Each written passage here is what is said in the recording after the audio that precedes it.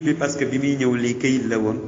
léegi lañ ko def ci kii beeg yu mel noonu WhatsApp bi mais këyit la woon mu ni képp ku ko jot nag moo xam këyit bi nga jot wala message bi nga supprimer ko wala nga xotti ko wala nga sànni ko wala nga réere ko nee na ci bis boobu jàppal ni yow am nga bakkaar bu rëy képp koo xam ni nag liir nga ko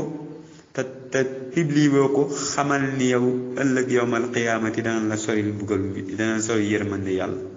wal iyaazu billah mu ni nag lii moo tax yonent bi sallallahu alayhi wa sallam sàkku na ci moom ni ko lii nanga ko ci biiri nelawam ni ko nanga ko jottali ñi nga xam ne ñoo yor responsabilité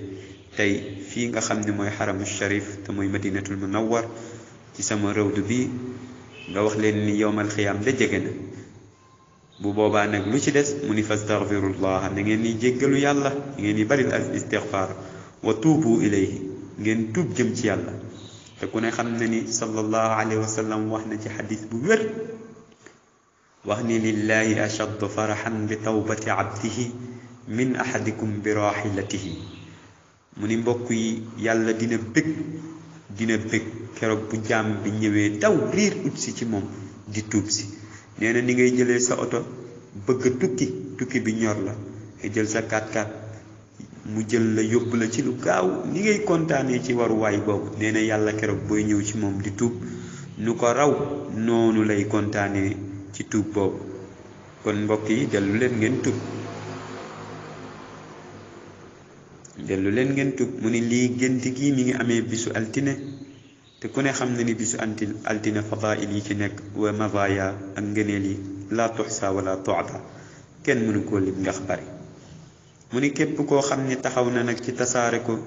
ci 30 page moom nga jël 30 fooy nga tasaare ko ci publier ko joxe ko wala nga jël 30 nit yoo xam ne xam nga leen nga publier ko par WhatsApp wala par Facebook ci nee na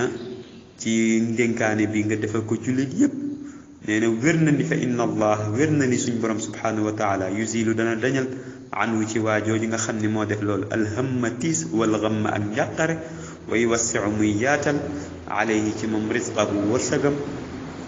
bu boobaa nag wa yaxullu lahu mashakilahu wa yarzuquhu xilaala 40 yawman taqriban yàlla dana régler solution yi régler problème am yépp incha allah te dana ko wërsëgal lu mat 40 jours ci nattale incha allah nee na xam naa ni am na koo xamante ni taxaw na ci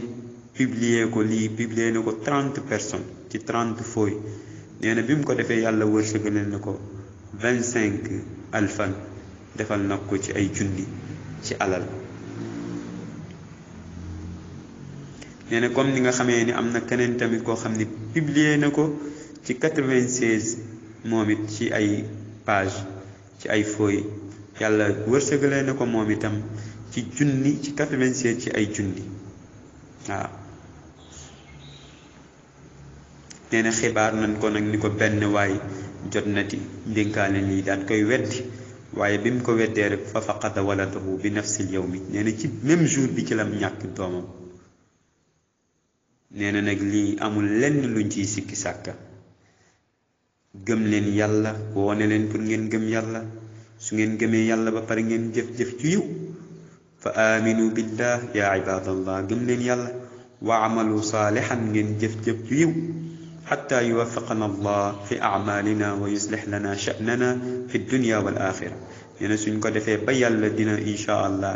jël suñu mbir dëppalee ko kon niñ ko bëggee ci suñuy jaamu yeeg suñuy lépp bu ko defee mu defar suñuy mbir yépp ci àdduna ak alaxira mu yërëm ñu ci yërmaneem googu insha allah nee na ñi nga xam ni gëm nañ yàlla gëm yonenteem bi dëgëral yàlla jàppale ko ci tasaare diine ji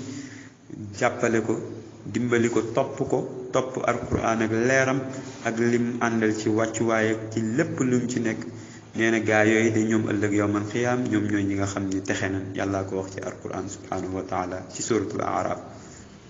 mu ni ba tey mbégte ñeel na gaa yi nga xam ni ñoo def loolu ci àdduna ci àllaaxira mu ni ba tey ci alquranul karim mu ni yàlla dana leen saxal ëllëg yawmal xiyaama wala fii bu keroog buñ leen di laaj ci bàmmeel dana saxal seen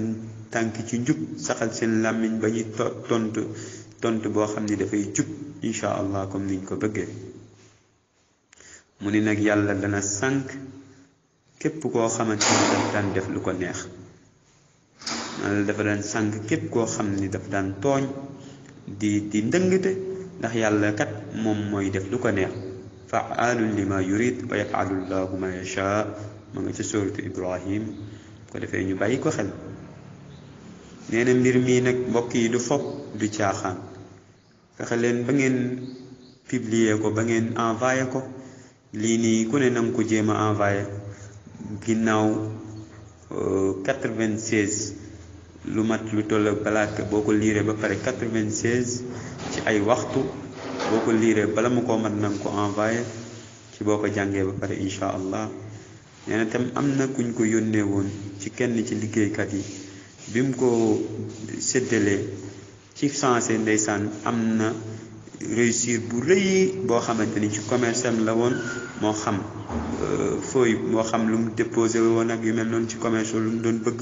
waaye daal réussir na ko ci xibaar ndeysaan ñu wax ko comme ni mu ko bëggee woon insha allah yàlla defal na ko. nee na tamit yegg na ci benn docteur benn médecin mu neenal wax ji sàgganee ko waaye bi mu ko defee rek ci la dajeeg ndërmeelu daanu ci oto boo xam ni daf ci duggoon xëy na da doon tukkeeg yu mel noonu bu def accident wala iyaadu billah mujj na nag moom kooram boobu daal di gaañu ndeysaan mu mujj faatu ci accident boobu kon fa tabarakallah ëpp naa wet. nee na ba tey yegg na ci benn ci koo xamante ni entrepreneur la nee na moom it mu sàggane ko waaye ci bi mu ko sàgganee rek ci la doomam ndeysaan bu mag daal di faatu ci xam ni mooy dëkku arab yi koo xamante ni fa tabarakallahu ahsanul xaaliqin. moo tax mu ni maa ngi yaakaar képp ku ci jot na nga ko envoyé 25 personnes insha allah soo ko defee yow mi nga xam ni yow yaa ko envoyé yàlla dina la bégal insha allah ci bisu 4e jour bi insha allah li nga bëgg yàlla defal la ko. mbokk yi wassalaamu aleykum wa rahmatullahi taala wa barakatuhu.